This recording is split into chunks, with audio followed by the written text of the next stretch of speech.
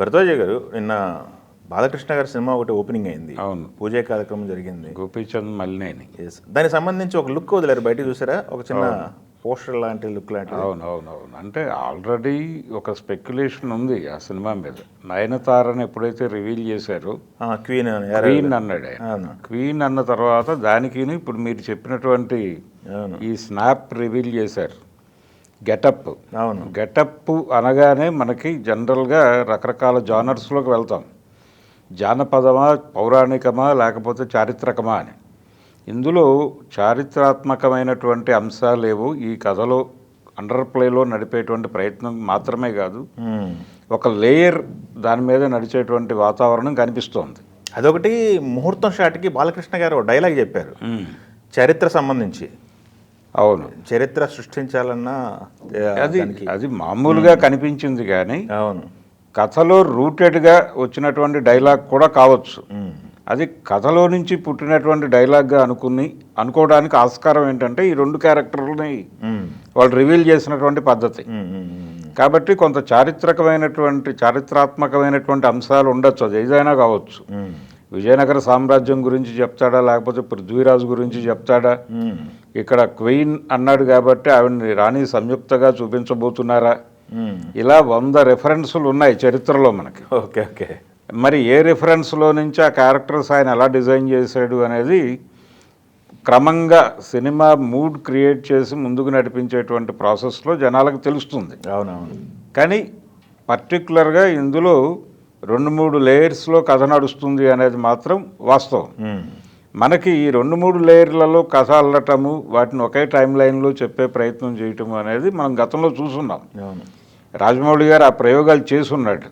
ఇప్పుడు చేయబోతున్నటువంటి సినిమా కూడా దాదాపు అదే లైన్స్లో వెళ్తున్నాడు ఆయన. ఎందుకు బాలకృష్ణ గారు ఆదిత్య 369 ఎగ్జాంపుల్. అవును, ఆదిత్య 369 కూడా అది టైం మిషన్ అనేటువంటి దానిలో అది 3 డిఫరెంట్ ఏరియాల్లో తిరిగేసి అవును ఈ మూడింటిని ఒకే టైం లైన్ మీద నడిపినటువంటి కథే. అలా ఈ కథలో అంటే అలా ట్రావెల్ ప్రోగ్రామ్ ఉండదు కానీ కథలోనే ఆ అంశం ఇమిడి ఉంటుంది. కనెక్ట్ ఆ అంశం ఇమిడి అలా ఒక్కసారి ఆ ప్రపంచంలోకి వెళ్ళి మళ్ళీ ఇటు వస్తుంది. ఇలా ఒక డ్రైవ్ చేయటం, ఆడియన్స్ని ఒక చోట నుంచి ఒక చోటకి తీసుకెళ్ళి మళ్ళీ వెనక్కి తీసుకురావటం అనేటువంటి ప్రోగ్రాము లింక్ ఎంగేజ్ చేసేదిగానే ఉంటుంది ఆ ఎలిమెంట్. అవతల వాళ్ళు తీసుకున్నటువంటి ఎలిమెంట్ కూడా ఎఫెక్టివ్గా ఉండటం కోసమే ఈ కసరత్తు అంతా చేస్తున్నారు.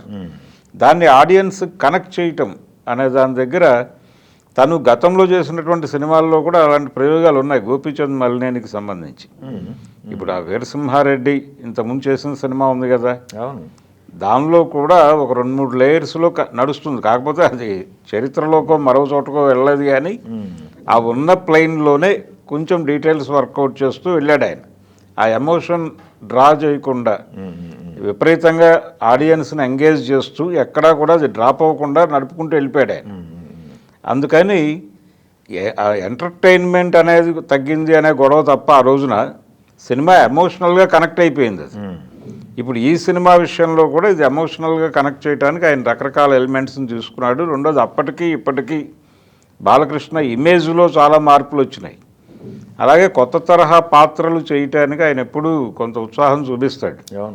పాత్రలో కొత్తతనం మాత్రమే కాదు, ఒక హిస్టారికల్ ఏరియాకి వెళ్ళటానికి దానికి సంబంధించిన కొన్ని అడ్వాంటేజెస్ ఉన్నాయి ఆయనకి.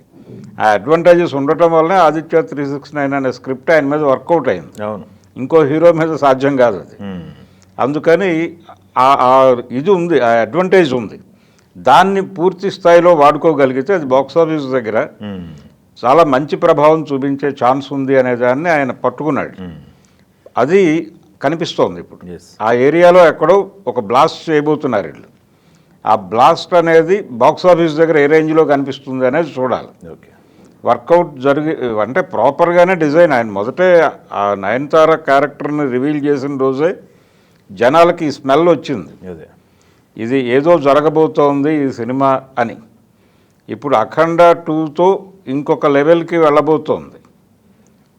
ఈయన మార్కెట్ పెరుగుతోంది, అలాగే ఇమేజ్కి సంబంధించినటువంటి స్కేల్ పెరుగుతోంది. దాన్ని మీట్ అవటం అనేది డెఫినెట్గా ఒక ఛాలెంజ్ అవుతుంది ఏ డైరెక్టర్కైనా. అంటే ఒక పెద్ద సినిమా వచ్చేసిన తర్వాత ఒక కొత్త మార్కెట్ క్రియేట్ చేసినటువంటి సినిమా వచ్చాక నెక్స్ట్ ప్రాజెక్ట్ చేసేటువంటి డైరెక్టర్కి కొంచెం కత్తి మీద సామే. అవును. ఆ కత్తి మీద సాము చేస్తున్నాడు ఇప్పుడు గోపీచంద్ మల్లినేని. అందుకోసం చాలా ఎక్కువ కసరత్తే చేశారు వాళ్ళు. Yes. ఎక్కువ కసరత్తు చేశారు. బాలకృష్ణ మీద వర్కౌట్ అయ్యేటువంటి టాపిక్సే తీసుకుని ఆయన అడ్వాంటేజ్గా మారాలి ప్రాజెక్ట్కి. ఆ అడ్వాంటేజ్గా మారేటువంటి ఎలిమెంట్స్ని తీసుకొని ఆడియన్స్ని కనెక్ట్ చేస్తారు. ఇక్కడ ఇది హిందీ మార్కెట్కి కూడా వెళ్తుంది ఇప్పుడు. అవునవును. హిందీ మార్కెట్లో కూడా కనెక్ట్ అయ్యేటువంటి క్యారెక్టర్లు తీసుకోవాలంటే డెఫినెట్గా పృథ్వీరాజ్ ఆ ఏరియాకి వెళ్ళినా వెళ్ళొచ్చు. ఓకే. అలెగ్జాండరు ఇలా రకరకాల ఎలిమెంట్స్ రావచ్చు దానిలో. చూద్దాం ఏం జరగబోతోంది అనేది. Thank you.